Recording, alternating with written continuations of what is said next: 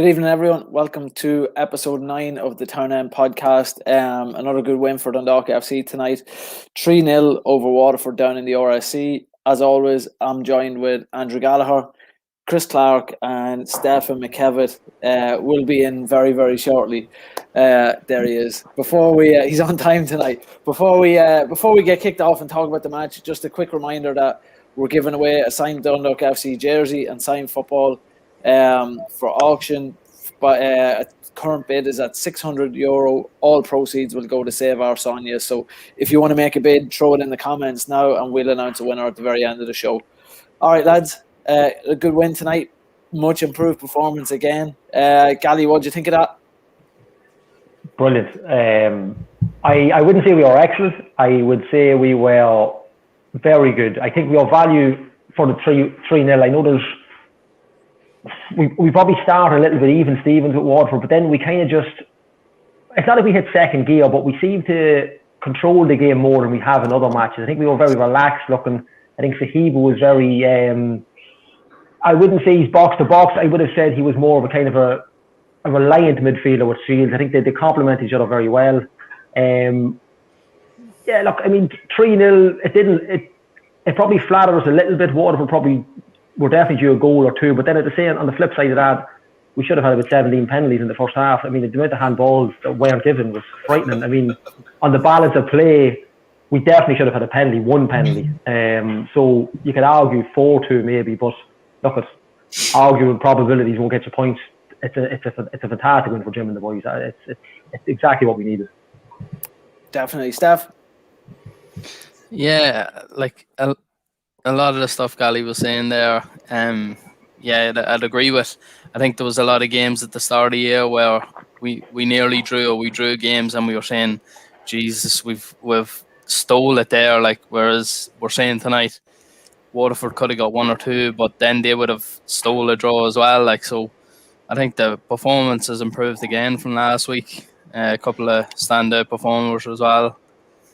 We'll get to that later on, I suppose. But yeah, it's much improved, and everyone's a bit more positive about everything. Like, so it's great. Definitely, Chris. Yeah, I think Steph's been holding the cards tight to his chest there with his man in the match. So definitely he's going against me again this time. I can tell. Yeah, performance tonight. I think that's probably our best first half in particular that we've had all season. Finally, look.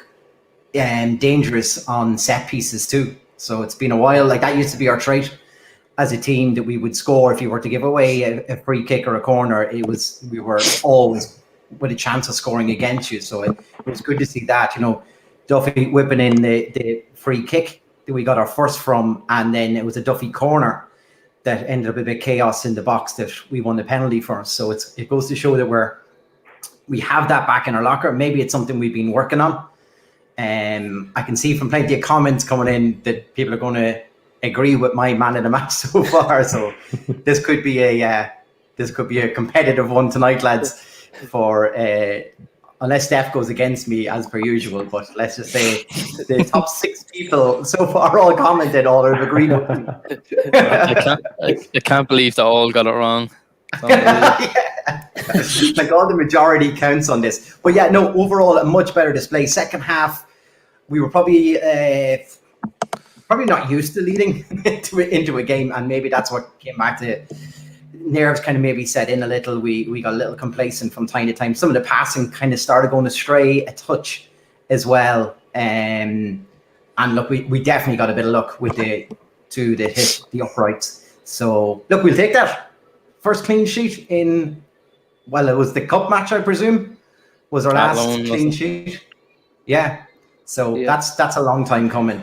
And like, the difference, even that result now is done for a goal difference. Like, that puts us equal on goal difference and points with Drogheda tonight. So we're right smack bang in the middle of the table. That was the plan. That was always the plan from the start of the season. Once you stay with Drogheda. Equal points with Drogheda and goal difference. Boom. In. On the first round of games, done it. Yeah. But yeah, no, I think it was a much improved performance. You know, again, going off what all of you have said, I think the first half we were very, very good. I mean, it could have been it could have been 6 or 7 in the first half, the amount of chances that we had. And even later in the game, Junior, Gally's favourite striker, had a couple of chances. He hit the post, hit the crossbar as well himself, So while Waterford had opportunities, we could have also scored a few more, But I feel like let's call a spade a spade. Look, at Waterford seem to be in the same kind of turmoil right now that we were in a couple of weeks back. At their live podcast is probably, they're talking about how bad tonight was, like we were a few weeks ago. But we can only play out what's in front of us. We got a clean sheet. We got a few goals. You have to be happy with that, and you have to be happy with that first half performance as well. The Waterford had their chances. They didn't score them, and they were the breaks that we were getting at the start of the season when Hooban was hitting the post and hitting the crossbar and things like that. We had that lack of luck, so we got luck on our side. And people always say that throughout the season, it all kind of balances out.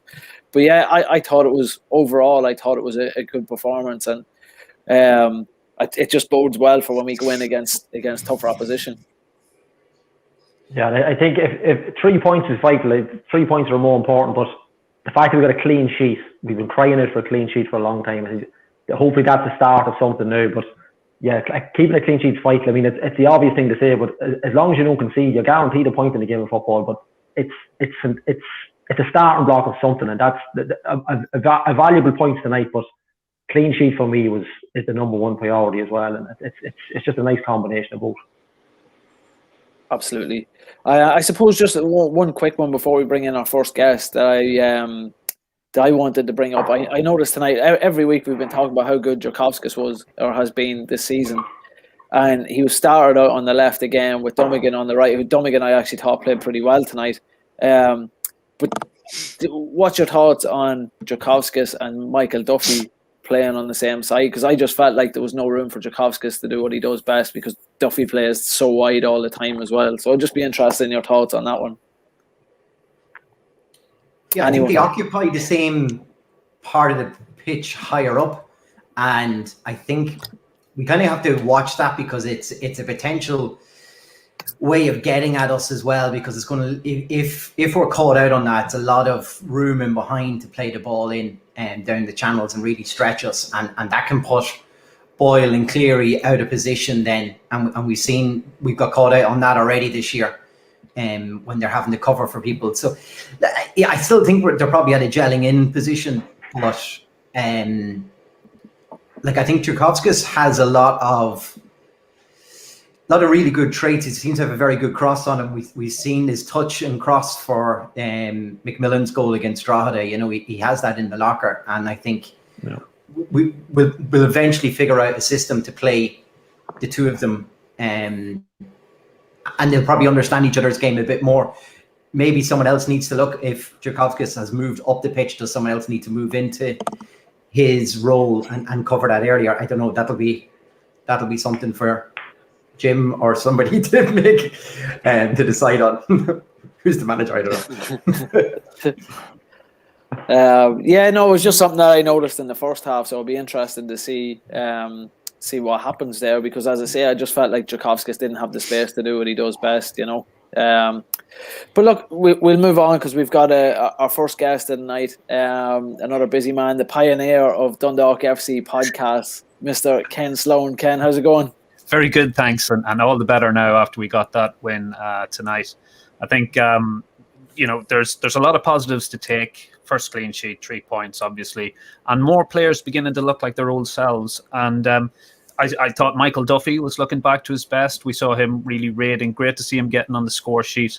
And I think that when we were playing that sort of 4-3-3 or more orthodox 4-3-3, I think that never really suited him. I think, a key thing to football, not claiming to be anything more than a fan, not aspiring to be an expert in any ways, but I think you've got to play players in their natural position if you want to get the best out of them. And Michael is a left winger in most people's reckoning, and I think we began to see him getting back to his old self today. It was interesting to look at the makeup of the midfield. Still a big question, I suppose, in a lot of people's mind is how exactly the Zahibo and Shields partnership is going to work. They do look like players with quite similar instincts and characteristics. And I think you mentioned yourselves how Zohibo, before his arrival, he's considered a defensive midfielder, as is Chris. So to see the two of them in tandem was interesting. We saw them interchange a lot. We even saw Patrick McElhenney drop back at times. So that it seems that trio can pretty much fill in for one another. Now, it's not a conventional approach. It's not what we've done over the last few years, but it will be interesting to see whether those three players can gel together. But generally speaking, I think we saw a team that is gelling, is building in confidence and belief.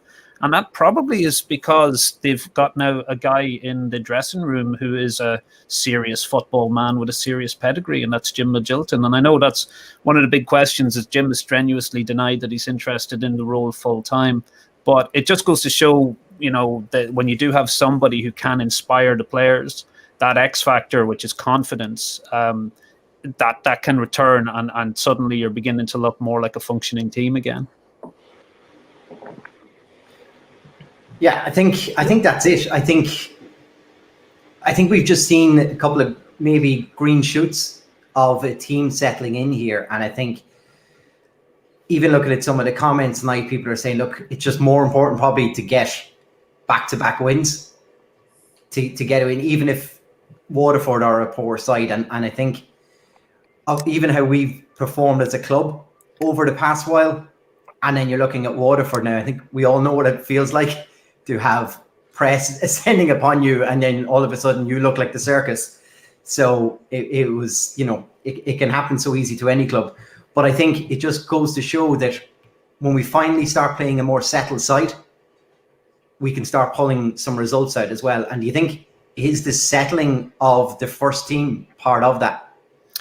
Yeah, I definitely think you need a structure that suits the players, and I think we had probably at the start of the season, even maybe towards the end of last season, began to experiment with formations and with selections and introduce a lot of roll on, roll off changes that you could almost, time, regardless of how the game was going. It just seemed to be set in the thinking of the coaches that they would change particular players at particular moments.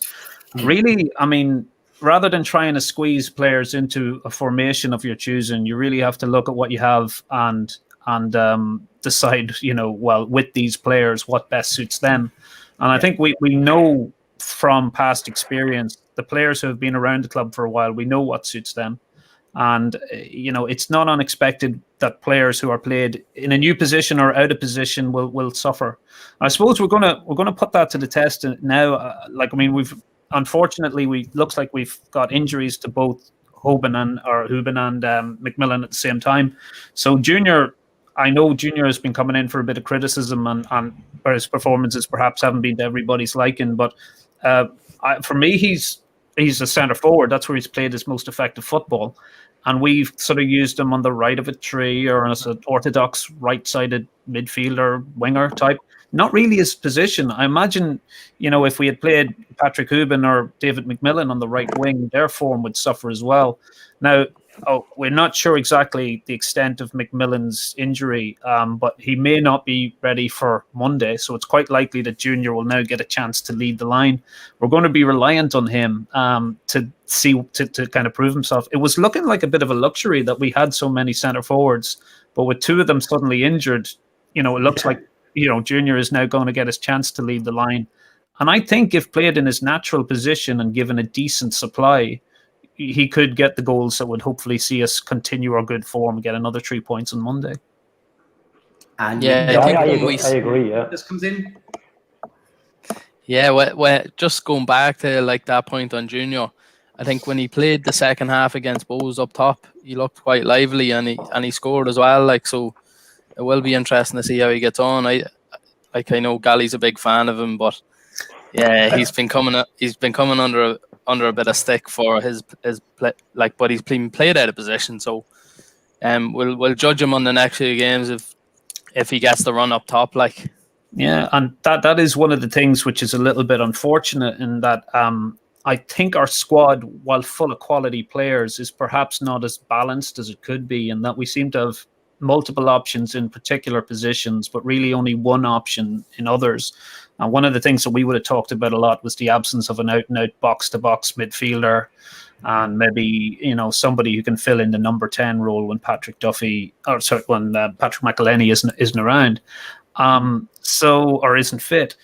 I think we now we have that conundrum in midfield where, as regards deep-lying anchorman midfielders, we seem to have Sloggett, Shields, Zahibo, and even Stanton. His instincts seem to be, to kind of drift into that sort of quarterback role.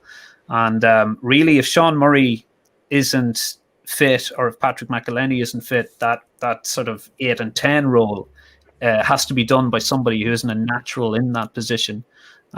So likewise, it's a little bit disappointing that although our owners are saying in their defense that they've spent a lot of money and they've invested a lot in the squad, it seems that we have not really addressed some of the areas. We don't have the strength and depth that we need, and perhaps we have too many players in other positions.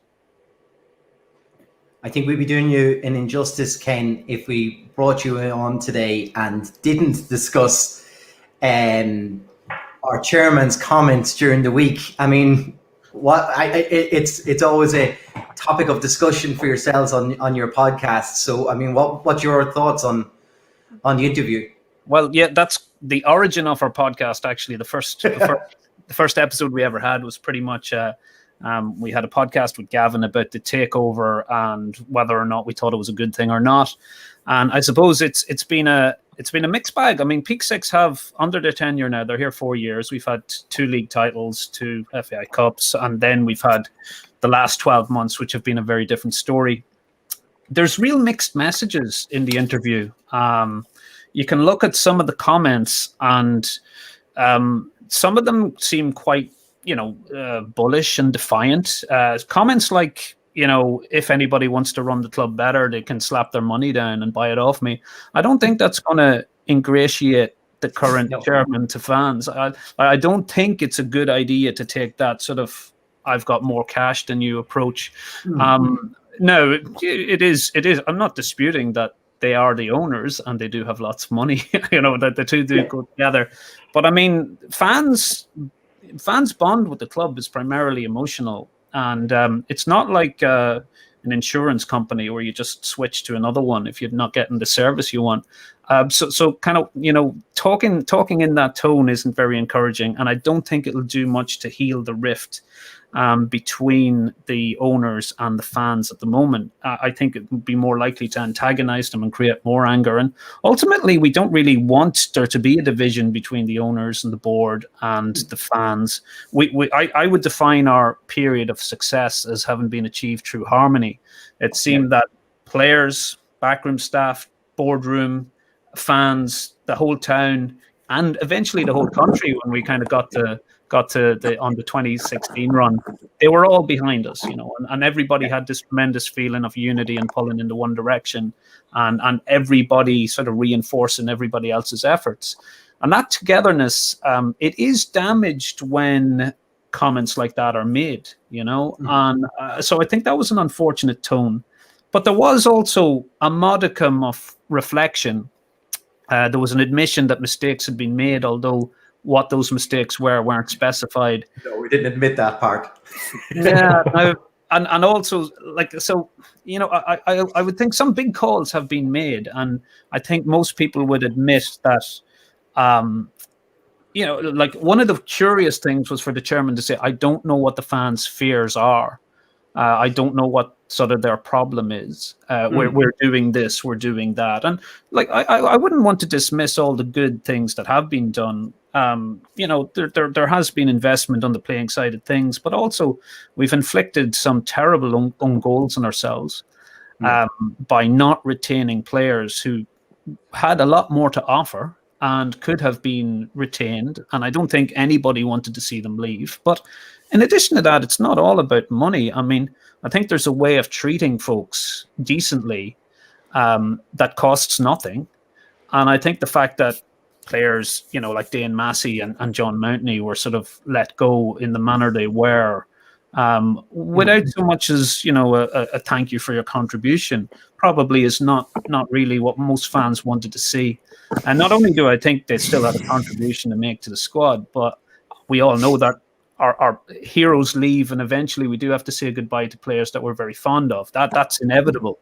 But I think there's a manner in which you can do that, which can kind of keep a certain spirit there. And when Dane Massey kind of commented that the club wasn't the club that he recognised and was no longer doing things in the way that they had been done before as regards creating that sense of inclusion and harmony among players and fans, I think that was a really sad admission, and it's one that those in power would really want to take notice of, because I think if we are to compete again, we really need to get that sense of harmony back. I don't think it takes, it's such an achievement. It takes so much to win a league title that you really need everything being done right, and you need everybody pulling in the one direction.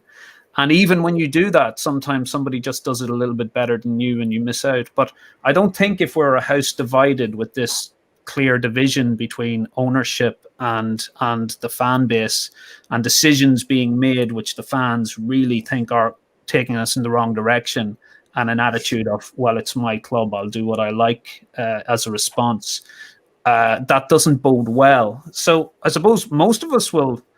Something we've discussed at length is this sort of a culture clash? Is this an American way of doing things? Like, Dean would probably know the American model of franchise owners usually implies a direct role for the owner in the big banner signings or maybe big decisions. It's more common in the NFL or the NHL for an owner to be known, to be making the headlines, to be making big calls. So maybe Bill just sees himself in that mold. But what we would probably prefer, given the decisions that have been made and their impact over the last year or so, is for him to be a traditional League of Ireland chairman, which is somebody aloof from the game, who's a sort of steward and guardian of the values of the club, but who doesn't see a role for themselves in the dressing room. Because I think that is something that we can, every fan has an opinion, but it's really dangerous to put somebody without much expertise or experience or qualifications in charge of decisions. Because I suppose we'd all like to believe we're secretly Jose Mourinho if we weren't just doing something else in life. But the fact is that fans have the luxury of never really having their decisions tested. But if a non-expert, gains control and insists that they have a role in the dressing room, and they realign the dressing room so that only people who are going to give them that role in it are there, then it's not conducive to being competitive or winning championships. So I think what most fans really want to see is, a restoration of the dressing room running itself and the boardroom looking at the wider issues of the club, but not deciding who we sign. That's got to be the manager's job. I think the next appointment will be very telling, because it seems that, Filippo was a great guy, an affable guy, a nice man, but technically didn't have the qualifications to do the job. And that caused us no end of difficulty, heavy fines and him in the stand. And that wasn't good for anybody. So no reflection on him personally, but literally he didn't have the qualifications to do the job. He may have been selected because he was amenable to the chairman's viewpoint. He would listen to the chairman and he would try and implement his wishes.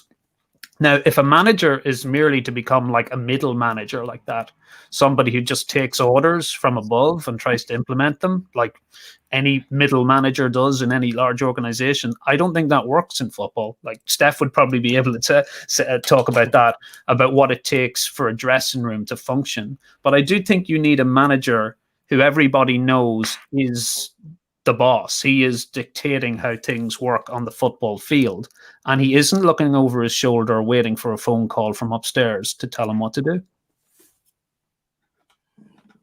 Yeah, absolutely. Yeah, I think go on, Seth, sorry. No, just on that point about the dressing room and stuff like that. Like the manager is the person you look to. If things aren't going right, the manager will be like the one that'll step in. You need a strong personality there, someone that you're going to listen to, someone with a bit of authority. When all that was happening previously, I'm sure the players used that as an excuse just to like that's an easy way out. If something's not going right, oh sure, look, Shane Keegan's the manager, Filippo's the manager, so it was an easy excuse for them.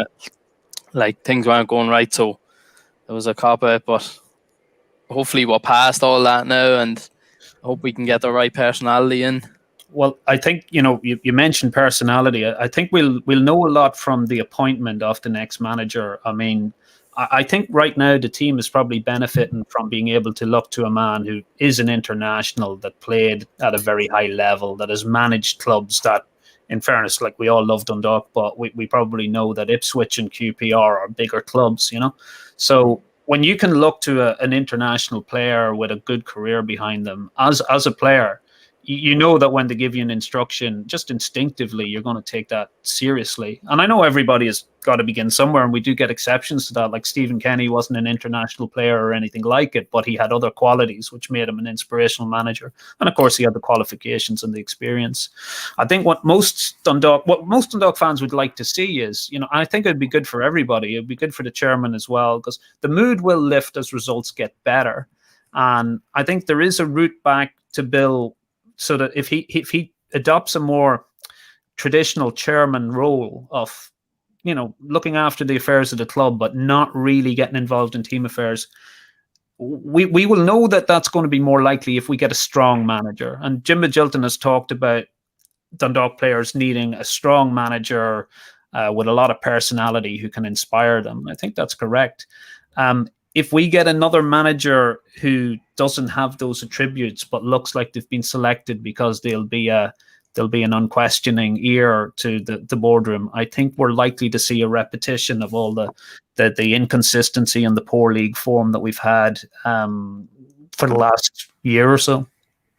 That's when the comment that Bill made, that Jim's gonna tell him who he wants, and then he'll tell him who he can't have.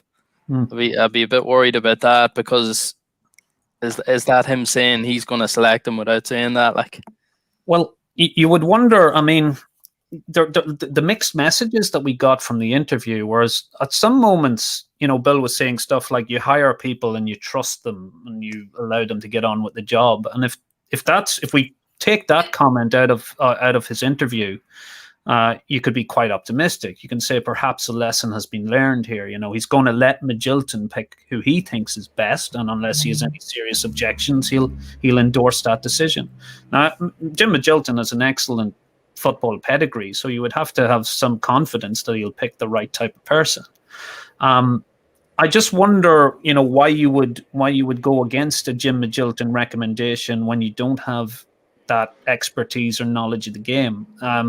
We have to remember, like, directors and chairmen and even fans, but directors particularly, they make a huge error if they think they can second guess a manager or a coach, with years of experience, qualification, and a playing career.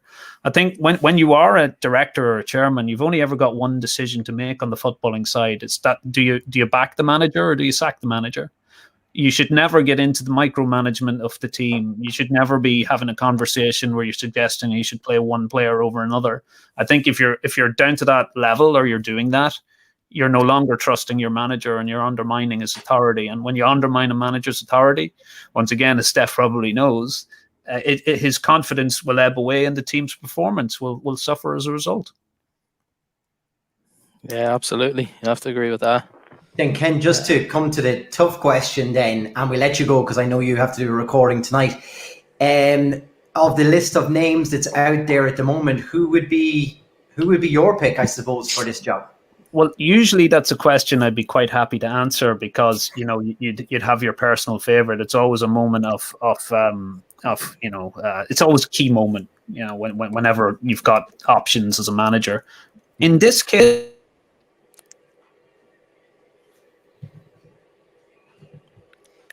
I think you've silenced yourself there, Ken. He doesn't want to tell us who he picked. Yeah, he's hiding who his managerial appointment. I like that. Very clever. That was, I might go on into autopilot there for probably. Well, it's just saying, the Death Star come in and removed your opinion from it. Pardon? I said I thought the Death Star just came in and removed your opinion for who you could pick as manager. They have that control, I think. It could be a circling Peak 6 drone that's just not there. What I was going to say is, normally that's a big decision. People would have managers that they'd be very confident would bring success.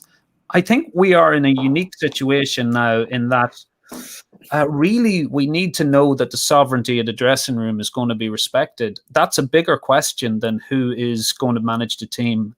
If the chairman is going to continue to want a direct input into the dressing room, I think you could put anybody in there and they will struggle to succeed. I think we've given it a chance. We've seen this run as a natural experiment. We've seen a novice manager who didn't have a great deal of experience, but had a affable personality, try and work with this chairman and follow his guidance on who to keep and who not to keep and who to recruit and so on.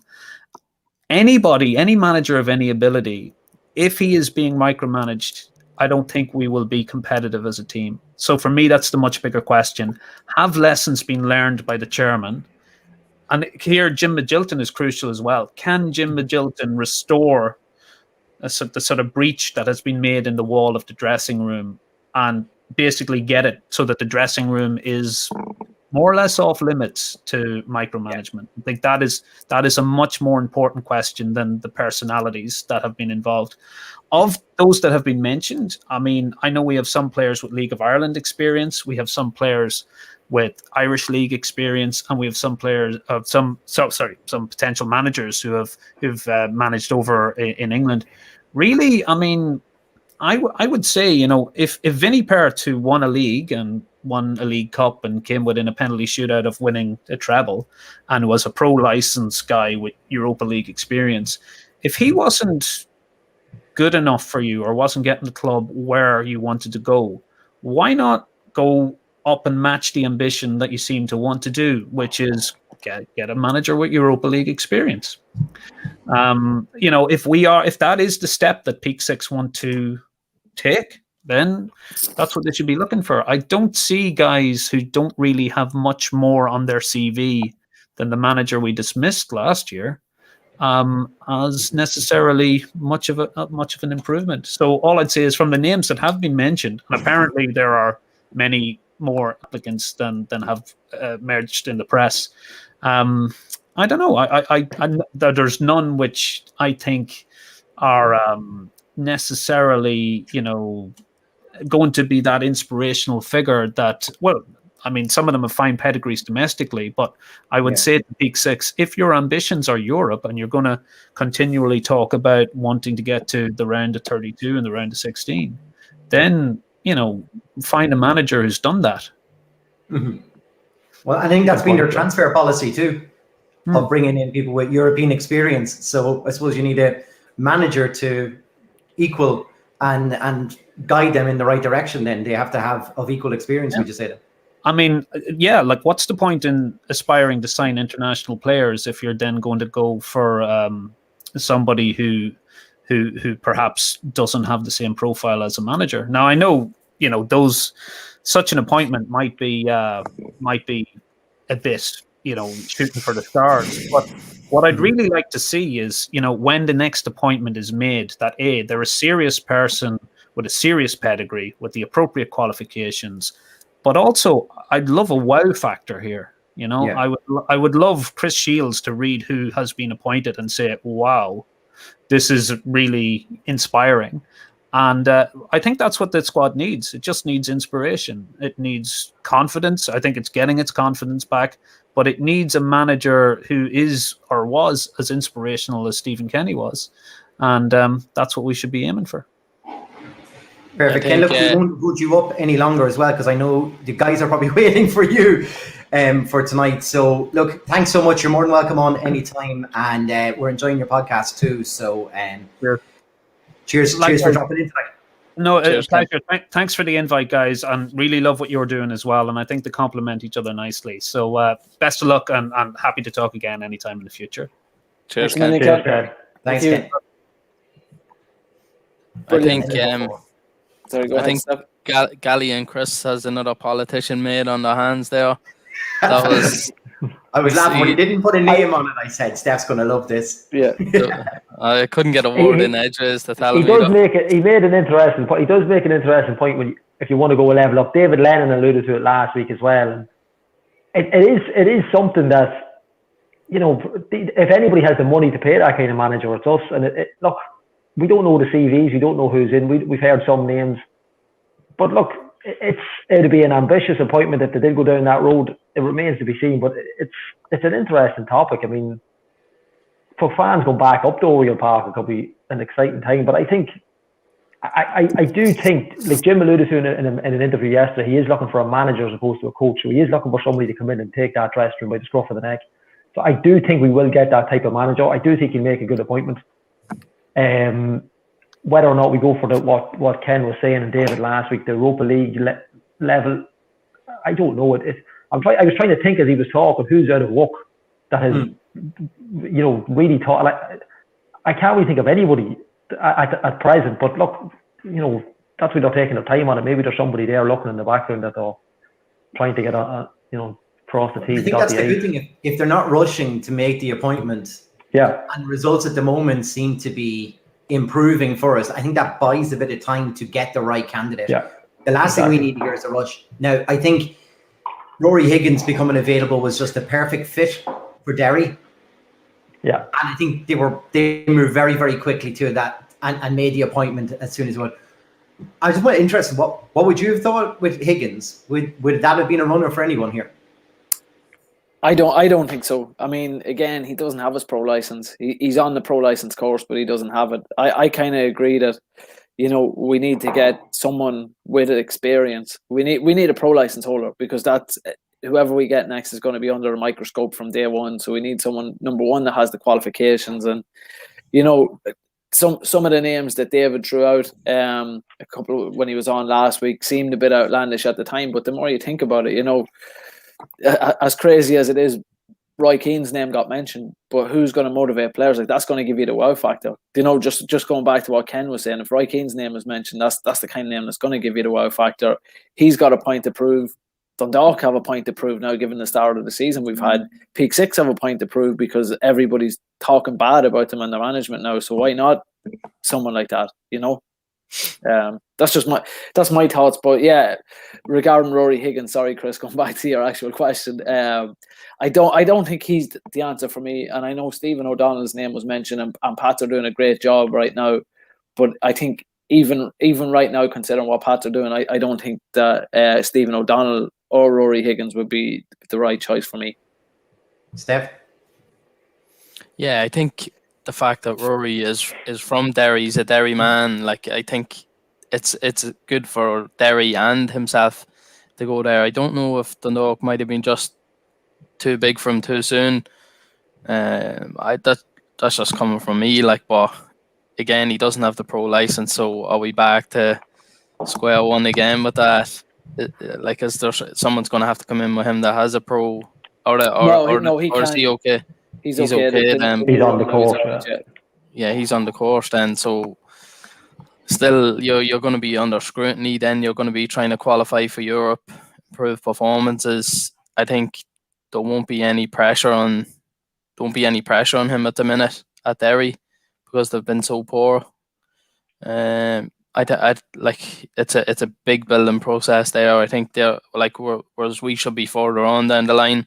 We're looking for Europe, looking for challenging for leagues. I think they'll be just looking to build on from like last year, improve from last year, and then he can get his own players in and get his own style of play.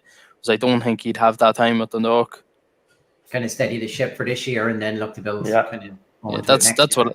That's just the way I'm looking at it. I think we should be miles ahead of Derry in current standings, playing wise and everything. So I think it sort of suits him to go in there and build it up from the bottom. So a no for me as well. Yeah. Well, we knew that before you started. 3 no's and he's out then. Fair enough. Yeah. Gally, what do you think? Yeah, Gally, go ahead. When it was announced, I kind of thought they pulled the rabbit out of the hat here. I thought they really pulled a master stroke on it. But like Pingu said, it suits Derry. It's a perfect fit for them at the time. It's got a 3-year contract. I think he said he wouldn't have left the Ireland job for anybody but Derry anyway. So I just think it's great for them. Whether or not he would have even wanted the Dundalk job, I would have highly doubted it. Just the way the things are at Oriel Park, and I don't think he would have wanted it. But I think it just suits him. 3-year deal, ex-Derry man. Yeah, look, I think it was just a perfect fit for him. I know they got their stuff done quick. I highly doubt that they didn't have this man to speak to him before Paul Declan lost his job. But I think it's an ideal fit for Derry. I don't think it, at the time when it was announced, it's like we could have got here, we could have got in, but as time went on, I do think we need to set our sights a little bit higher. Not necessarily in stature of Europa League manager, just someone with either a connection to the club or someone who's got that ability to come in and just say, right, because at the end of the day, Rory's never managed before, so this is his first gig. There probably isn't a better gig for him to get than the Derry job, so it just suits him down to the ground. It suits Derry. Yeah. Richie O'Connor, that message was from me, not from any of the rest of the lads, just in case you wondered on the reply back. But look, we'll obviously, that'll be something we'll be talking about more on future episodes when we find out when the rumour mill gets a little bit stronger about who's coming in. But he's been waiting in the wings for the last few minutes. We're delighted to welcome a former Dundalk player who knows a thing or two about beating Waterford and scoring last minute winners. Paul Smyth, how's it going, brother? All right, lads, how you doing? How are you, Paul? Sorry, how are you, Pat? How's things, Smitty? Good to see you. Good to see you, Steph, Pingu. I haven't met Chris or Andy before, but lads, nice to meet you. Good to meet Likewise. you. Good to meet you. Come here. Before I start, I want to just say that the concept of what you do is fantastic. I think it's really catchy and it's engaging. It's probably making more people watch the game so they can have a look at how, what the reaction is as well. So, well done. Well done, boys. Brilliant. Thanks very much. That's brilliant. Thanks, Smitty. First question, can you come on and say that every week? Well, we just cut that in. The first few weeks were a wee bit tough in terms, the results were poor and maybe the content was more on the negative side. So the last couple of weeks have been more positive. That's a plus. Definitely. Yeah, I think we tried to just be honest, I suppose. Like, I know everyone was sort of having a go with all the podcasts being negative, but look, you're not going to sugarcoat things, and you just want to tell them as they are. So at least the performances have improved, and so have the results. So we're talking a bit more positively. Steph, your 5 minutes of fame has been like about 20 minutes. Like you're on the radio, social media, you're popping up. Here, listen, I'll send you my autograph later on, Smitty. I think I have it, Steph. Hey, Smitty, he says that. Do you remember the night we went out on a Thursday in silence and Steph asked us if we could get him in because everyone thought I was Philly Hughes? Here, you have to get Philly Hughes on. I can't believe you haven't had him on yet. So don't want to confuse the viewers. I wouldn't know which window was Pingu and which was Philly then, so I'd be all confused here. Smitty, look, did you watch the game tonight? First and foremost, if you want to give us your thoughts on that. Yeah, I did watch it. I've been watching all Dundalk's matches, lads, lately. I suppose I got really into the League of Ireland the last while. Well, I've always been into it, but really been watching it closely in the last while. I think the English football is sort of not browned off of it, but maybe a wee bit less interested in the English stuff and what's going on over there, and probably got a wee bit more into the League of Ireland stuff, and particularly Dundalk. Find what's going on up there interesting. Any publicity is good publicity as well. So I know it was tough times and tough fans had maybe unhappy at certain part, but it was definitely in the news and definitely in the limelight, which is, as I say, any publicity is sometimes good for the league itself. I had friends of mine saying, "Gee, what's going on up at Dundalk?" Which they never did before. So I thought tonight, look at come here. I thought they played a lesser team tonight. Waterford were not men again boys, but they were definitely Dundalk were a higher standard all over the pitch. It was good to get the win.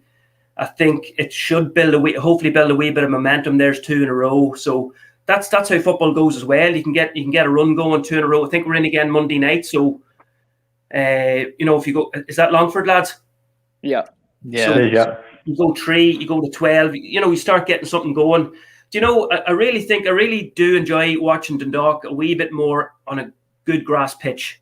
I know you've brought it up before about the pitch at Oriel, and like they've brought in so many good players. Like, you know, I know the jury's out on how they'll settle and how they'll pan out, but so many good players with good pedigree. And I think the pitch up there, the AstroTurf pitch is difficult for good players, you know, to adjust to. And I think tonight there was a good pitch in Waterford and they looked more comfortable in control of the ball, controlled the game well, got the goals at good times.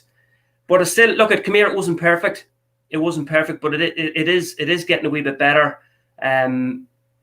I suppose that it's still hanging there around the management thing. Like, you know, Jim McGinty and the boys would probably, like, I don't think it would be a big issue if they'd stayed for another while, especially just to get things right and make sure, you know, the next guy coming in is the right man. Like, and I heard you chatting before, but who is the answer? Who knows? Like, it looked maybe 2 weeks back that it might be someone from up the north, or maybe some of the names were mentioned, some of the guys up there. But I think it's someone that needs to be experienced and, you know, nothing mad, nothing crazy like before. Like, so just to settle it down a wee bit. You know, Roy Keane. No, Pingu, that was a bit of a mad shout. Are you ruling yourself out, Smitty? Yeah. I have no pro license, Pingu, so No. it shouldn't be even considered. But look at Come Here. What about Tommy Mohan? He's not going to give up a good job with the Irish under-19s. Very true. Very true. But look at it's nothing mad. For me, there's probably been too many changes. Like, you know, it's easy saying now, and it could have clicked and it could have worked from the beginning. But there was a lot of changes. There was a lot of players brought in. You know, in my opinion, probably there was a big risk around changing too many players and expecting them just to hit the ground running. It's probably no great surprise that it would take a while. Like, so, but Come Here, there's an array of international players there. Like, and it's exciting to watch. Like, in terms of how it's playing out. Like, I enjoy. I know it's maybe for you guys who are more hardcore. Like, it's maybe painful at times or whatever. But funny, I've enjoyed I'm not going to call it a circus, but I've enjoyed the ongoing the pantomime. Yeah. So, but look at. Sorry, go ahead, Smitty. No, look, I'm just saying it was good. It's good to get 3 points, and you know, maybe if you beat Longford again, we get going again. That's 3 in a row, and if football is like that, it's momentum. But Come Here, lads, you're very lucky because he's had it good for a long time. Like, you know, there was a golden era. Like, and you boys are football fans. Follow a team in your own town. Like, I'm from Monaghan, and like, you could only just love what you have up there, like, to be on your doorstep, and how many good nights, good days, good memories. And football's funny; it goes in circles. It doesn't always be rosy. Like, and you know, it was tough time for Dundalk previous to that, and then it came good. And sometimes it just doesn't always go your way. Like, so, John Gill always said, Steph, a pat in the back is 6 inches away from a kick in the arse.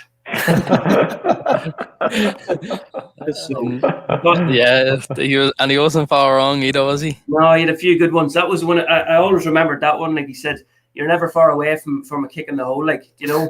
Yeah, keep you grounded. But Smitty, you're like an adopted son up here anyway, so you're like one of our own. Well, I don't know why, because I probably didn't play. I played 50 games for Dundalk, right? 50 games, most of them for the last 10 minutes as a sub. But it's quality over quantity. Quality over quantity. But Come Here, I just connected with Dundalk a wee bit because I spent 2 years there, sort of floated around with Monaghan and a few wee bits like that. And it is a proper football club. Like, there's proper fans. It's, you know, do you remember, Steph, the Thursday nights? Like, yeah, you know, there's probably no major increase in the attendances now than there was then. Like, you know, yeah. So there was over 2,000 at a good lot of them games. Just like, yeah, when we were doing well, the place was rocking, and you had some massive games against Rovers. Yeah, well, the first game I played for Dundalk was, I think it was either it was a milestone game of, was it 1,000 or 2,000 game in Oriel Park, and we played Finn Harp's first game of the season, and we won 3-2. John Flanagan scored a header, near the end of the game for the winner. Shawnee Williams scored a screamer to put us 2-1 up or something. But like, there was 3,000 people there plus, like, Yeah. And That was only what they put in the record as well. Yeah, there was the rest was in the pocket. Well, like, you know, there were big nights, like, and when we went away from home, like, there was loads of people there. You know, there was hundreds of people came along, and they were real. And you come here, that, you know, they sort of connect with different players. Like, and I probably was, you know, lucky enough to, you know, to get on the right side of some of them and not there. So good. Do you know the only regret, Steph? Like, you were there probably in Kildare that night. Yeah. And it was amazing, like what happened. Like, it was surreal, and I'd be telling people sometimes that story because but like the game is over, we're walking across the pitch, and it just erupted. Like, there was hundreds of people coming running, like, but you know, looking back, like, them going into the Premier Division for me, and maybe Steph, you could have felt like this as well. Like, you're wondering where you'd be left with the promotion. Yeah. If Giller had stayed in charge, I think he might have said, look, he did say to me, he didn't confirm, but he said something like, I'll bring you, you'll be in the squad, like, you know. And it would have been, obviously, new players would have come in, but you probably might have hung on to the end of the squad, or you might have been there, but it was just overhauled, basically. So it was bittersweet, because it probably meant I had to leave Dundalk that time. So you had a medal and won the league, and that's a big achievement, but it sort of meant that, you know, you had to part ways, like, as did many of us, because you know, I think only one or two lads were kept on that following season. If I'm not mistaken, I think Tiernan was probably the only player, was he? I think Tiernan. Yeah, just trying to think there. Yeah, I think there was three anyway. I think Tiernan, Benno, and Grimesy was there, but he went on loan straight away. And Simon Kelly was there. Simon Kelly, yeah, I was going to say Simon. So, like, at the time, Tiernan was the next big thing. Like, and he was lightning quick, like, you know, and he was kept on. I think they turned professional as well. So Tiernan was lighting it up that season. Tiernan's pace was just electric, wasn't it? Yeah, it was frightening. Like, defenders couldn't cope with him. But I think Dundalk signed him up to a 2-year deal, himself and Grimesy. So they were kept on. Like, sure, the famous story of Grimesy walking into the dressing room for pre-season, and Sean Connor turned around and asked him who he was. Like, oh, mad. Sean Connor, he did ring me. Like, he said, look, sorry, I'm not keeping you on, and he referred me to Monaghan. You know, so, but look, come here. But it was good times. Well, Smitty, I know, obviously, you know, the comments just come in just about the Kildare game. So, I mean, can you go through the roller coaster of emotions at full time? When we thought we hadn't got over the line and waiting for the result, and the fans were milling around the pitch at that stage, and no one knew anything. I suppose, tell us how it felt. If we can just bring you back a little bit before that, because we had a great team, Steph, there with a serious squad, like, and we were probably odds on to win that, you know, to win the division that year, and it was all going well up till about 5 games to go, and then the sort of shit hit the fan a wee bit for one reason or another, and but John Gill, in fairness to John, he brought in a sports psychologist. Steph, do you remember? Yeah, McNulty. Enda McNulty from Armagh, and he came into a room, and there was a rumour that John had got sacked, and then he wasn't sacked. So they come into the room, and John left the room. McNulty took over, and he just ripped the room apart in terms of, like, what's the issue, what's going on, and like, everything was put on the table. Boys are really honest. It was a flip chart with different problems. Different solutions, and then there was a 5 key targets written on the flip chart, like 5 key goals over the next 5 weeks or something like that. And like, we basically went on and turned it, like, all the bad air just when it was gone, and we won in Waterford, but then we lost against Limerick. That was a bit of a blip, but then we needed a win, and we needed Shelbourne to draw. So there was. Robbie Farrell scored 4 goals that night. We won very, very easy. Like, we won at a canter. So it was a funny feeling. We knew we'd won, so with that job done. And then the news was coming through. Shelbourne was 1-0 up, and we were getting the news. You know, I come on that night, but we knew all along. But when we walked off the pitch, we thought that we'd fallen short, like, you know. And we walked off, and I remember Giller was probably under a lot of pressure at the time, and I think the fans or the security had sort of guarded him across the pitch, Steph, isn't that right? And yeah, that's right. He thought they were running after him, and he sped up with the security men across across the pitch, and it was literally like the way years go by, you add on a wee bit, it looked as if there was 1,000 people there. There was hundreds of people there, and they all came running across the pitch, and honest to God, you just knew that night what it meant to fans in Dundalk. It was like they were crying and hugging you, and it was a bit surreal, but it was a proud night. There was some good lads in that team, some good fellas, and I suppose that was bringing Dundalk back to the Premier Division. It was a pivotal enough moment, really, wasn't it? Because it was hard to get out of the First Division, and if you look at Shelbourne, they struggled to get out of it that year, and then maybe for a couple of years after. So it's probably a bit of a turning point that we were able to get out.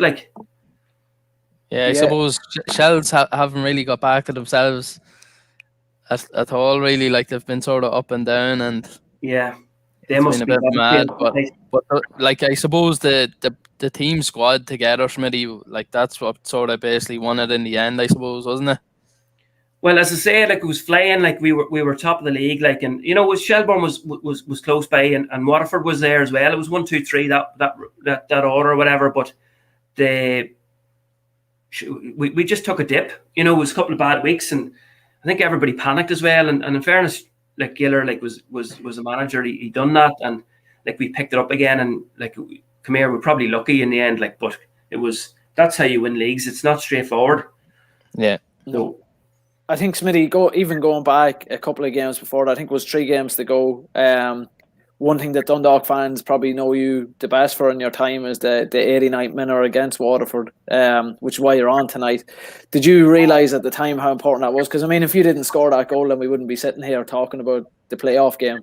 Chances are that Shells would have went up. Yeah, I think we did realise that was a big win. I think we did probably feel going down to Waterford, that put us top of the league. Put us back in the driving seat with 2 more to go. I think we actually thought that probably was maybe enough to win the league, because we had to play Limerick at home, and then we had to go away to Kildare. So I'd say we probably did feel that night that was a big one. But look, as I said before earlier on, as years go by, things get more important. You add on a bit of a story, but it's a lot of people do mention that goal. It was on Twitter tonight with Dundalk, sort of recapping. There's Michael Rafter, and there was Jordan Flores, and I got tagged. So, so it was great that. It was great. It's a good memory for me, because to just be involved in such a big night, Yeah. And then what was your favourite moment, the promotion aside, what's your favourite moment in a Dundalk jersey? I remember that first night clearly. Come here, I've played for Monaghan and a wee bit for Finn Harps and that, but I remember Dundalk was always a big game for us, and it was getting up to Oriel Park. There was always 1,000 people plus the matches, and it was getting that move to Dundalk at the time was very exciting for me. Because as I said before, it was a proper football club. Had fans, done things right, even though some would disagree, but definitely was a difference. It's a proper football club. So remember the first night, as I said, there was 3,000 people against Ben Harps, a cracking game, and Flano's header going in, and the place just erupting. There was some good moments, but playing with good players, you met Flano, David Crawley, Sean Williams, Stephen McKevitt.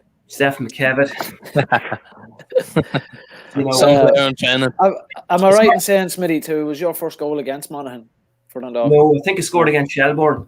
Right. I scored 3 goals and 4. I went in a wee purple patch, 3 and 4, and maybe that's became a wee bit of a favourite for the month or so, and then it dropped off. But Gaylor bombed me, but come here. It was a hard team to get into, fairness, because as I say, it was a first division squad. I'm not sure what the budget was, what Philly Hughes and the boys were getting paid. Probably getting plenty of money, but it was a sort of a team you were doing well to get into it, and if you didn't perform, you probably you'd be back on the bench and not there. But in terms of how good they were in comparison to now, there's not many boys better than Crawley, Flanagan, Aidan Lynch, Benno in goal, Robbie Duns. They were, Trevor Vaughan. Good players. Trevor is a beast. Yeah, I think it's important when we do a podcast like this that we remember that team as well, and because that really was the catalyst for all the success that we've had since. Because as I say, if we didn't go up in 2008, I would fear it'd be a long time. We might still be talking. We might be doing a podcast about a first division Dundalk. But Smitty, look, it's great to have you on. And before I let you go, you're doing great work with the Sean McCaffrey Foundation. Sean, obviously a former manager of the club who tragically passed away in 2000, and I think it was the end of 2017. Is that right, Smitty? Yeah, 2018. 2018, sorry, yeah. Sean was the manager of Dundalk, and I suppose some of the fans probably look back and say, he didn't have a great time at Dundalk. But that's football, and it didn't work out. And he probably, I think Darius mentioned one night that probably that team lacked a wee bit of experience, and I think that was probably true. But he brought Chris Shields to Dundalk and John Whitney. So I think even young Ben McLaughlin was there at the time he went to Everton. So look, at Camero wasn't all bad. But Sean had a big impact here in Monaghan. He was a mentor to many of us down here, including me. So when he died, I suppose a couple of things to remember: his name, his legacy, and also maybe just to use his name as a vehicle to, help sort of local football structures and other little charities around here. So we've been going 3 years. We've donated up to about £17,000 to various charities, mostly to local football. So we're still going, even through the pandemic. It was difficult to maybe fundraise. We normally have a golf classic and that, but we couldn't do that. So we're coming up with a couple of different sort of creative ideas around how to maybe bring some money in and then some ways to dish it out then when the football gets going again, So, but come here, a bit like you boys with the head in the game. It's all for a good cause, Yeah. No, it's great to see it, and it's great to see Sean's name remembered as well, Smitty. So fair play with the work with that. If anybody that's listening in or watching want to find out more about it, where should they go? Well, we have a Facebook page, we have a Twitter page, we have a website which was a donation button on it. Now, look come here.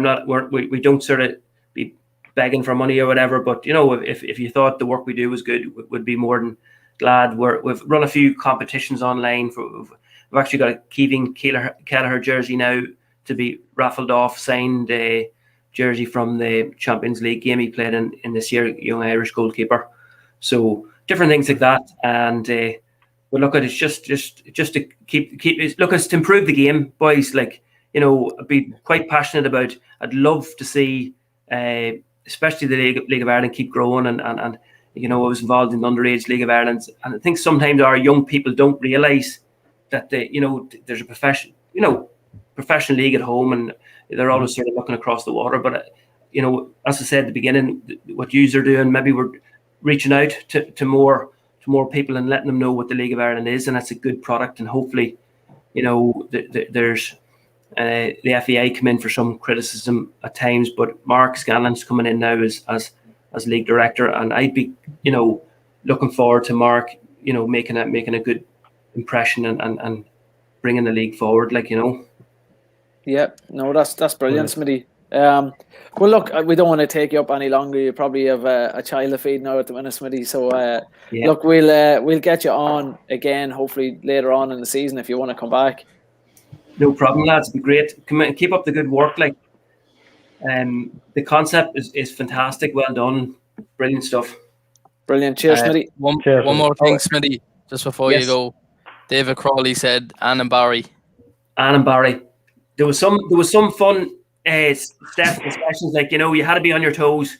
You know the one, give me the ball there, and there wouldn't be a ball, or nutmegs, good fun. Class, top man, Smitty. Cheers. Cheers, Smitty. See you. Bye. Cheers.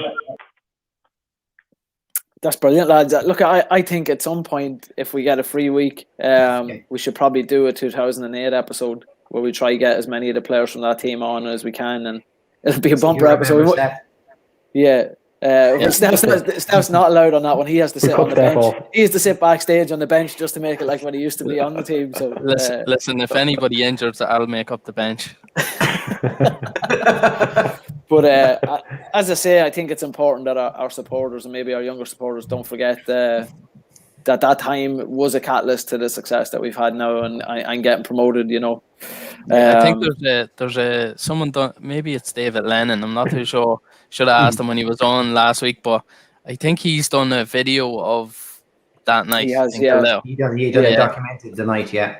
Yeah, so look, if any of the younger fans out there wants to look that up on YouTube, it's brilliant. So there you go. We get David back on, and then we get a few players back on. Look, you've already got this sorted for us, Steph. I like it. Yeah. Look, get the Nokia 3210 out and get the contacts in it. Well, look, we'll go back towards the game before we talk about our big topic of the night, and we'll go with the man of the match. Everybody that has been commenting has only pretty much said one player. But my pick for tonight, I'm going to go with Michael Duffy. He scored one, set up one, and I think he made the penalty as well, if I'm not mistaken. So, so that's my pick. Look, I think he was the standout player on the pitch from both teams. So, Chris. Yeah, I think I kind of said it at the start, that Michael Duffy was definitely my man of the match as well. I think his first half performance in particular was excellent, and then to come out to start the second half and get the goal. I think that's probably what his performances have been missing, and maybe he just needs that for his confidence too. But I just thought tonight now he was immense. So yeah, Michael Duffy for me too. Gally. Yeah, I think. Look, I don't really think there's a contest on it tonight. There's one or few of them. It's like Ken said earlier on.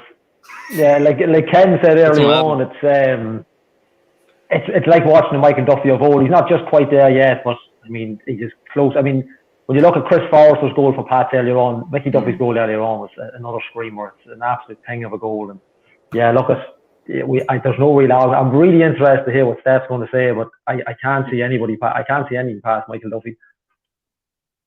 And if he says Shields tonight now, after me saying Shields for the past while. Listen, go on, Chris Shields has been just focusing on his own job, and we've been waiting for him to do it all season. So, listen, I don't think you can really look past Duffy, to be honest. I think Chris is right this one week, so I think this will be the only time he'll be right all season. I think we all texted in earlier to say it was going to be Duffy, so I think he's just copying us now. So, Steph, we let you announce today's winner of the pizza. Yeah, I think this man took the tracksuit off me back in 2008. David English. I think we'll give it to Davy English this week. I had to walk home in a pair of shorts and a jersey from the 2008 up in Oriel. So look, we'll give him a pizza, and hopefully one of these weeks, one of them will send it and I'll slice my way. Big congrats, Davy. We'll have to get Davy on at some stage to talk about it. Jason McAteer chasing him in Oriel Park for a tackle a couple of years ago. Have to get Davy on to tell us that story. Oh, yeah. Is that at the Liverpool Legends one? Yeah, McAteer went at him. Yeah. Just when we're talking about Steph getting robbed of his gear. Speaking of gear, we still have the bid for €600 for the jersey and the football. The proceeds go to Save Our Sonia. If anybody wants to make a bid, we've probably got another 20 minutes left, or even when we get chatting, it's probably another 40 minutes. But you have time until the very end of the show. If you want to make a bid, just comment, tweet, let us know before the end. So I suppose that'll bring us to our big topic of the night, Ask the Lads, which is going to be, again, we spoke about it a little bit with Ken Sloane from the Men Who Save Football earlier, is the chairman interview from another podcast. So this is the podcast episode of the podcast. On the press box this week and in the newspapers, James Rogers interviewed Bill Hulsizer, and it was polarizing within our own group chat. So I'm just interested that we can talk a little bit more openly for everyone that's watching. So Chris, I'll go to you first. Yeah, I think probably everybody has either read parts of the interview or listened to it now at this stage. So I think there was a couple of real pick out points from it, and some of them I think Ken has probably mentioned earlier on. We've made a few mistakes and I've rectified them, but we won't say what the mistakes are. So you can't own up to making mistakes, but not put it on the record what the mistakes were sometimes. I think one thing that I took that I was a little bit taken aback from, let's say, was one or two real standout comments. And the first one, and I'll bring it up here on the screen for everybody, is this one here, that they don't care what people say, and then, to put the money up onto the table. It's as simple as that. You're talking to football fans. You can't talk to football fans like that. We don't have money to outbid somebody. So I think that's really, really unfair. It kind of for me, it nearly rubbished us slightly, as if you don't have money, you don't have an opinion. You don't get to come to the table to have an opinion. But then later on, he said, if you buy your ticket, you have the right to clap or to boo. So which is it? Yeah. Would be my opinion on that. Another point I think was about when James questioned him about the disconnect with the community, and that there was banners and stuff there that stated that, they wanted Bill out. And he said he knew nothing of that. How does the board and the committee not know about that? That would surprise me, because if something else was happening at the site of Oriel Park, they would know about it. If it was, potential damage to property or anything like that, they would know about it fairly quickly. So I think they would have to know about that. Now, I think you just have to own up sometimes and say, sometimes what I do, people may not agree with, and they have the right to voice their opinion. But to just come out and say, I don't know anything about it, I thought was a very strange comment. Very, very strange comment. And then I think the other one that really got me was the anything is for sale. Anything could be for sale. I think we talked, is Peak Six in this for the long run? Where do we go on this? Throwing out a comment like that makes me worried that maybe they're not. Where are they going with a lot of this? So that was kind of some of the big call outs. And actually, just finally, the other point was, he did say that he still believes that we can win the title. So we questioned if, with all these signings, if this was to be a transitional period for Dundalk. Were we challenging? Were we not? We were unsure. Now the chairman has come out and said that we will win the league. So if we don't, or we're not thereabouts at the end of the league, can we now hold him accountable and saying, well, you had a budget, you thought that we could win the league and we haven't, and if we're not anywhere near it, like, he needs to have a serious discussion about his role in Dundalk not being there, if that is the case. So I think he's nailed his colours. I'll give him that. He's nailed his colours to the mast of what he thinks this club should achieve. And I think, yeah, he's right. That's what we should achieve. But if we don't, he's part of the board that signs the checks for this whole project. So where are we on that? As well, I would say at the end of the season. Mm-hmm. Gally, Gally, we'll go to you next. I should go on. Yeah. It was one of those interviews that I said it before. It was, you're in the middle, you're caught in the middle. So on one side you've got, it's great to hear from him. It's great to finally get an interview, and James Rogers is probably the only guy that's going to get an interview out of him. And then on the other side you're thinking, what's he talking about? What is he saying? He's kind of so intermittent with his comments. Like, the thing about the banners really frightened me. The thing that I'd like to know, I know he says he's not social media savvy, but it's like they're blocking it from him on purpose. So has he been blocked on purpose, or is he genuine? He just doesn't read the newspaper. So surely if he's overseeing a board that is funding money through a hedge fund into a club, surely he's got to be reading what's going on. He can't be that naive, or maybe he is that naive, which on the other side of that is even more worrying, that he doesn't know about it. But just some of the stuff he was saying, I get his points. I get he made some interesting points about players. You're bringing in players, who haven't had the best of starts. So he kind of referenced Jamie Vardy. He mentioned N'Golo Kante. He mentioned Riyad Mahrez, albeit all from the one club and very well known to have come from kind of nowhere. Yeah. From kind of a rags to riches, kind of winning the league with Leicester. But he did seem to know his stuff. He seems to be kind of well got on football. I think most owners from America the perception is that they're not well versed in soccer or football. But all of that good stuff is then taken away with comments like, if he had have said everything has a price instead of everything's for sale, that would have been different. Of course everything has a price, but it just doesn't fill you with much confidence that, basically if somebody came in and said, look, here's a certain amount of money.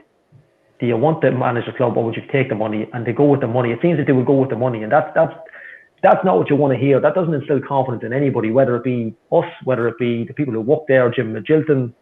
Jim Magilton signed a 4-year contract there, or Big Six going to be there in 4 years. We don't know. So it is one of those me personally, it's great that he's finally spoken out, but I would be worried on some. I have a bit of a fear on some of the comments. Yeah, but look, that's what we're getting used to that now. That's something we're just going to have to deal with, I think. Steph? Well, where do you start on it? I think he's, like Chris said, he's contradicted himself quite a bit. And then on the banners thing, he sort of let slip that he knew about them, but then backtracked and said, he knew about the Italian one or something, wasn't it? Yeah. And also, you told me about that earlier or something, he said. I can't remember.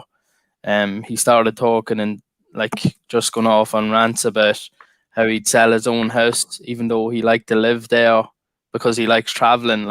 I was like, what is going on here with this whole... I don't know where he was trying to draw comparisons there. Is he going to sell the club because he's going to move on to somewhere else? He obviously wasn't going to own up to what his mistakes was, and he said, that's them rectified now. You would like to know what he meant by that, and the one player we let go that he thought should have stayed. That was a strange one, wasn't it? That he felt he only made one mistake and let one of the players leave. I don't understand why he would have just said that if he wasn't why say that at all? Because that's just going to create controversy in itself anyway. Everyone's going to be speculating who he was thinking about. Then to draw comparisons with the two young lads and that have come in, that went out loan, that have recently come back with Vardy, Mahrez, and them boys have signed with Premier League teams and have gone straight in to start with them, making comparisons with two American lads that have come in and haven't kicked the ball for us. I just thought that was off the wall as well.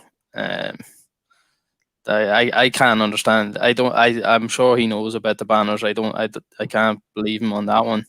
There's no way he doesn't know about what's going on. If he's micromanaging managers, there's no way he doesn't. He's only concentrating on that. He has to know about the wider picture as well. There's no way he doesn't know, in my opinion. Yeah. I think, from my point of view, listening to it, because I was quite vocal in our group chat that I didn't enjoy it, but listening to your points, it's good that he did speak finally, and a fair play to him for allowing James to put the audio on the podcast on the press box. But I was left with kind of three big questions from the way I listened to it. Number one was he brought up agents, and he said there's a couple of very, very good agents that he has a good relationship with. There's been rumours all along about a certain agent or agency that have an office now in Oriel Park. I don't know that may not be true. That's a little bit of a worry if there's an agent that's in his ear and we're signing players just off of the books of this one particular agent. That's feeding into an agenda. You know what I mean? And if it's just one one singular or two very, very good agents. I worry a little bit about that. Another comment he brought up was about how the board has moved. There's only 4 board members right now, and I know from my time involved in the club, and any club has a lot more than 4 board members. There's some good people gone from the board. I was lucky enough when Peak Six first came in. I had a meeting with one current board member and 2 former board members back in 2017, Mike Tracy, David Samhat, and Michael Hughes. And those lads, and David Samhat and Mike Tracy in particular, are Peak Six employees, but they were in charge of the football portfolio, and they were lads who knew the game that they're on about. Right now, Michael Hughes also, he was outside he doesn't work for Peak Six, and he had also, his consortium had a stake in Swansea at the time, so they had nothing to do with the Bournemouth consortium. But these were 3 lads that actually had an interest in the football side of things, and right now there's only one of them that's on the board, and that's a worry, because I believe the other board member that's a Peak Six employee is there in a legal capacity. I think he's the lawyer for the club. You've got Bill, and then I think Porrick McGowan might be the other, a great fella, servant that owes nothing to the club. I believe Porrick's on the board now, but it's just a little bit of a worry that we've gone from, I think, a board of 7 or 8 down to 4, and it seems like in the space of 18 months. And then the other one is that he wasn't aware of the lack of community engagement and things with the clubs, and he very abruptly blamed Jim McGilton for that. But the blame for that, he laid that on the doorstep of Jim. And again, talking about the last 18 months, the club has there's people involved in the club that are trying to do good work right now, and I want to say that first and foremost. But in the last 18 months, the club have lost a general manager, Martin Connolly, local, the chief business officer, David Minto, another local, Colin Murphy stepped down as the club secretary, Simon Blackmore stepped down as the club. He was the person in charge of doing the licensing. Like, there are people that have been involved in the club for years, and this is the fear that I have when it comes to that community aspect is, and these wouldn't all be people I always agreed with personally, but these are people that I know have the best interest of the club at heart. And when we talk about community, you want that's 4 big names, and there's probably others that we don't know about that maybe aren't as prominent that are also gone out of the club. That's a worry to me, and that would be a question is, well, if you've got all these people that you're telling us are doing good work, what happened to these people? You know what I mean? And I feel like James, maybe at the time, because this was it was a 2-hour conversation, and maybe some of it was asked off the record, but what happened with the board? What happened with the community? Like, he may not be able to mention some of those people that I did personally, and each case by case would have took up a lot of time. But I mean, with regards to the board and the community aspect and what I mentioned there, like, that for me is a big, massive worry. I think the only positive in particular that we've all probably mentioned in one way or the other was that he did communicate. Yeah. And James did say to him, it could be better if we heard more from you. And to be fair to James, he did say, we, as fans, we don't need to know everything. There's certain things that fans don't need to know, but we do need to know that there is a plan. We need to know that there's a vision of where the Peak Six want to bring us as a club and maintain, and that is still on course. And I think that's what we're missing, is that sort of communication. Now, I know he did say maybe we could set up ask the chairman part in the app or something like that. I presume that was slightly in jest or whatever, but just even some updates more often would go a long way. It doesn't always have to be an interview. Like he's never even done a formal real sit down interview with the club to discuss it. That's the sort of thing we need to know, what the strategy is, because then we can, like I just mentioned earlier, then you hold them accountable if that's not happened. But if we don't know what the strategy is, where how are we meant to know as fans that everything is going well? And I think sometimes maybe there's what's the right way to put it? he kind of was so dismissive, I thought, in about the banners, like, is there we're only fans sort of a way, and that's not fair, because owners will come and go. Us as fans, we'll be here. If we end up down in the first division, we'll be all still here again. So that's not fair, but we need to be treated with a certain amount of respect. That give us whatever information we are allowed, and then we can say, okay, everything is going good here. With no communication about the management leaving till 4 days later. Previous, like what is that saying to us as fans? We don't know. Only the Bill sat down and done this interview with James Rogers. Do we know? But I think there should be an official outlet from the club to say everything is on target. This is what we're doing. We're happy we're doing this. Yeah, we've made a few mistakes. We rectified them. These were the mistakes, and now that's rectified. We're this is what we're doing going forward now. That's all we're asking for. Is to be informed better. And I think that's a good first step, but I think that sort of communication, it doesn't have to go through a media outlet. It can come through the club, that's fine. But just we know then what is happening. I think that's all we ask. Yeah, and it's very simple. It's very easily done. It's not like we're not entitled to know everything, like we were saying, but I think it's just a simple back and forth communication. Like, it's obviously everybody knows things aren't going well, but I think it's worse when it's not that they're hiding. It's just they're not. It's just maybe it's a done thing. Maybe that's not the way they operate. They don't communicate well. I'm not sure, but and I know COVID doesn't help that. Of course, yeah, of course. The fact that he can't be here and doing that, but to show that the fact that he's able to engage in whatever it was, a Zoom interview or whatever, that's fine to get the information across to us, and that's if that was a mode of communication for the next while, that's fine. We the whole world is adapted to that, so that's fine. We can do that. He doesn't have to be here in person to do that, but perhaps when he is back over in person, we'll get a better idea of the agenda. We'll get him on. Yeah, I think he was obviously listening a few weeks ago when he was talking about the supporters club, and he'd have a Zoom call with a supporters club set up and stuff. Like exactly, there goes again the supporters club, and it's the one thing we're bloody missing again. Yeah.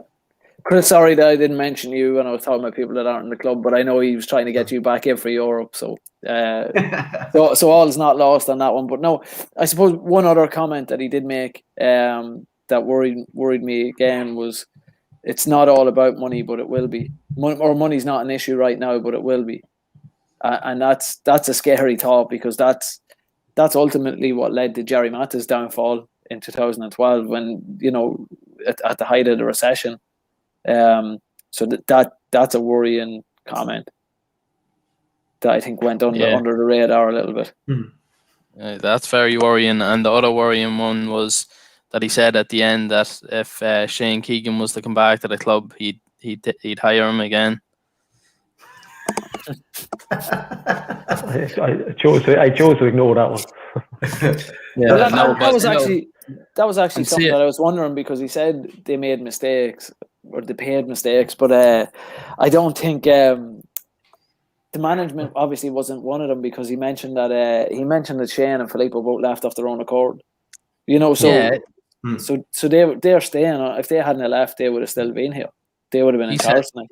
He said they weren't happy, so they left. Like, obviously, you're hearing a lot of stuff that they're nice fellas and whatever else, but I think Keegan was put in the awkward position. Yeah. So that didn't help him at all. Like, and then Filippo's the manager, but he's not really, and it was just a mess. But he was obviously going to keep them on, but and he said he'd hire them again if they came back to the club. So I thought that was a crazy statement. That, like, he'd select them again if he had the choice, and he would have the choice as well. It would make you worry about the candidates that are put forward to him and who he says no to. Yeah, like, he's ultimately going to make the choice, and that's fair enough. But he's like, the way he worded it was just so unusual that he was just going to tell Jim who wasn't going to get the job. So that could be everyone. Like Jim suggests, that could be everyone, and then he'll come in with his own suggestion. So if Jim finds the ideal candidate, brings him to Bill and the board, can Bill just say, no, we don't want him? But I thought Jim's whole role was to find the most ideal candidate for the role. Yeah, because he contradicted himself by saying, you hire people and you just let them steer the boat. You don't start trying to steer the boat if you leave someone in charge of it. But that just comes across like he's gonna do that by telling Jim he's not gonna have the final say in it. He might not get his candidate that he wants. Yeah. I suppose I wonder, is that kind of a little bit of a pot shot at Jim saying don't pick yourself. You don't know. Like, did Jim say maybe he'd hold on to it till the end of the season or something like that? But he's obviously got a different job remit. But you can't be manager and be a director of football. So it could be, that could be kind of like a warning to him. Like, don't back yourself here if you get a couple of wins. Could be. Yeah. It could be most likely. Jim, would you want the job? If you're Jim, would you want it? I don't see it. Yeah, well, it's tough. That's a tough question. If you're Jim Magilton, I would stay where he is. Yeah, because like we said earlier, there's no panic for him to go anywhere. But if he's going to have to do everything else off the field, that's the tricky bit. That's what he's definitely capable of doing the job. I don't, there's definitely a man motivator. We've seen it, but I don't think I can't see him doing both. I can't see I just don't think it'd work at the club we're at. I know we've got Stephen McPhail in Shamrock Rovers, which he's director of football, but I don't know if he does the hiring and firing. So if he's on the bench with Stephen Bradley, does he fire Stephen Bradley if it doesn't work? I don't know. It's a strange one. It's one of those. It's an odd one. It'd be hard to kind of do both. Yeah. Someone said to me that Magilton got down to the last 2 or possibly 3 for the Northern Ireland senior job. When was it Barraclough that got it that time? Barraclough, yeah. He was on a podcast out here talking about that. And so how long ago was that? 6 months ago, maybe a little bit more. It wouldn't have been too long ago. So, but sorry. So he subsequently got the other job then after that. So does he lose the hunger in that short space of time for manager? Being the manager, is he going to play it out a little bit? And if they've picked a nice time to come in, I suppose, with the run of games we had. I know Drogheda is a derby; it's a tough game, but you're at home. Waterford, arguably the worst team in the league, along with Longford, and their next 2 matches. So if he picks up a few wins, does he start thinking, maybe I'll take this on myself? If he does, he's going to have to give up his 4-year contract, though, isn't he? That's the thing. That's what I was going to say. It's an odd one. So what are you going to do? Are you going to sacrifice your job security for something else? Because if he takes on that manager's job, he's going to have to renegotiate, and you can be guaranteed the club is not going to offer him a 4-year managerial contract. Yeah. And then on the other side of that, so I think he's got a 4-year contract. If he signs a manager and it's on his neck, the manager doesn't work out. He might get another crack at a manager, but then what happens if we lose that manager? If it doesn't work, does Jim's job come into it then? He's after picking 2 managers, because now all the staff in Oriel Park are under Jim, all the coaching staff, right? From everybody, Stevie's, the youth system, they're all Jim Magilton's now, so there'd be no hiding spot. So that's the only thing. That could be a good thing as well, of course, but it's something just to bear in mind. But I suppose that's another thing is I don't think you can be an academy manager and also be an assistant manager for first team. Stevie's been brought in on a full-time role, so I think there's a lot of things you have to weigh up, or they have to weigh up if they go for it, and if Stevie steps away from the role where it looks like a lot of investment's been put into the academy, now what? That'll be. Yeah, I might bring Steph in with me. Gally, you can run the women's game. Chris, you can be the official videographer for the academy. All right, deal done. Job done. All got our own jobs back. I like this. Yeah, sign off on that. Well, I thought with 2 guests we'd have a short episode tonight, but we've actually ran over longer than the last 2. Let's move on, because I'd say we'll have, again, as always, we'll have more to discuss on the manager stuff in the coming weeks. Looking at the table, Chris, do you want to just pop that up there? Yeah, it should come in. There we have it. We said every week we're going to keep popping up one position at a time, and that's something I've got right, Steph, so far. We've gone up again after this game. Hopefully a win against Longford, and we'll go up another one then next week or on Monday. But as you can see, we're sitting comfortably in mid-table, ready to pounce on the others. You've got Pats and the Tramps up joint top, Sligo in third place, Finn Harps on 11 points in fourth. I saw who do you call him? Ollie got sent off tonight. Ourselves and Drogheda are playing out for fifth and sixth at the minute. Derry sitting on seventh. Bowes, Waterford and Longford then propping up the rest. So it's just it looks a wee bit better than it did a couple of weeks back, lads, when we were down third from bottom, or second from bottom, sorry. So let's look ahead to the Monday night, because there's a full round of fixtures. We play Longford. You'd be hoping we build on this game, the last two games, and go out and get another win, especially with the run of form that Longford are on. Gally, what's your prediction? Seeing as you got it right, you got it right. I got a bang on the money tonight. I'd mad I didn't go to the bookies, but gambles lately. But I think there's another 3 or 4-0 in it.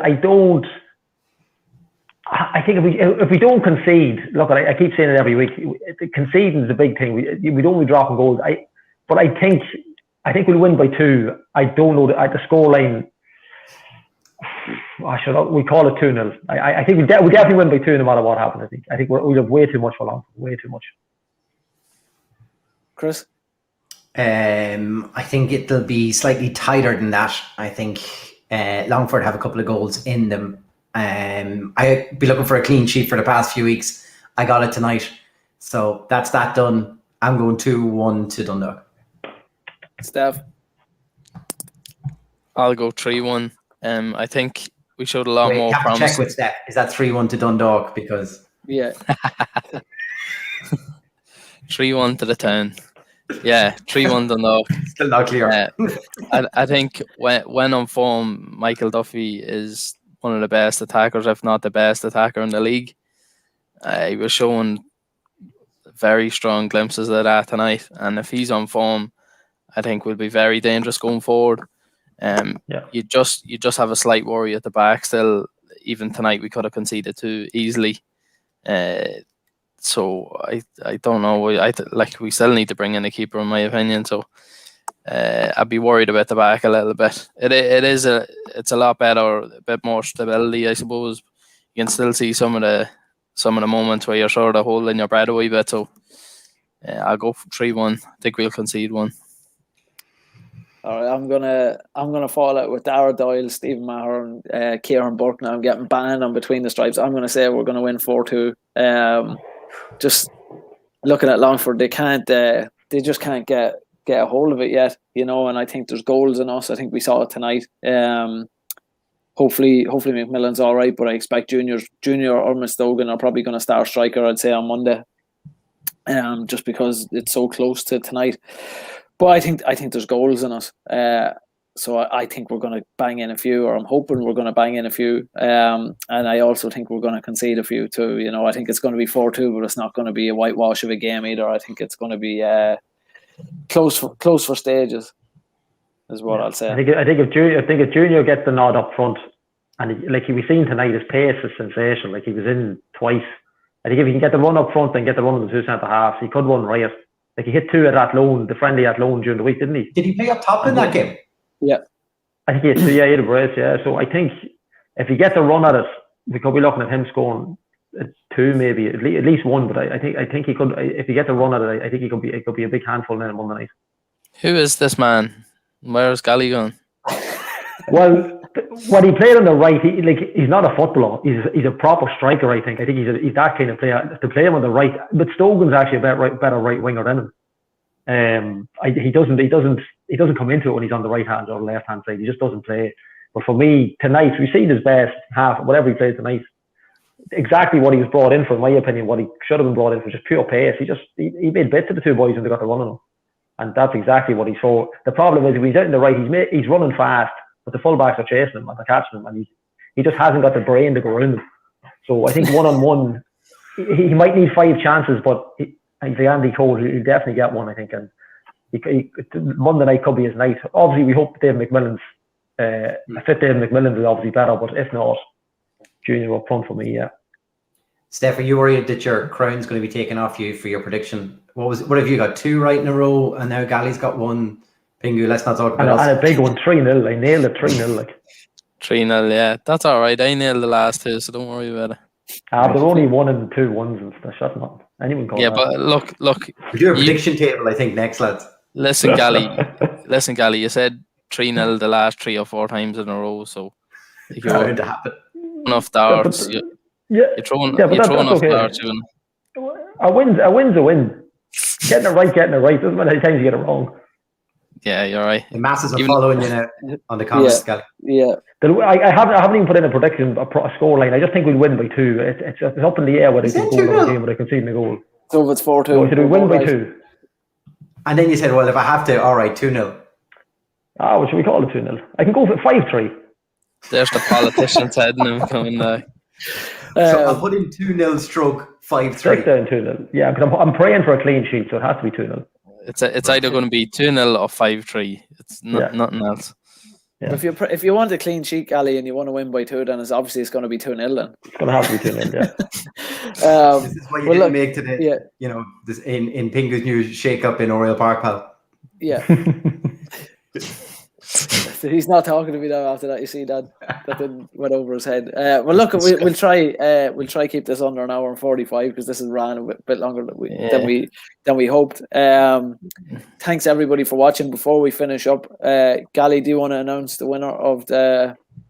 We haven't had any more bids tonight. Is that official? I don't know if I want to leave it. I don't think there's been any more bids. I'm just going to check because I'm on my phone here. I don't think I've had any more bids myself. Oh, go on. Go on.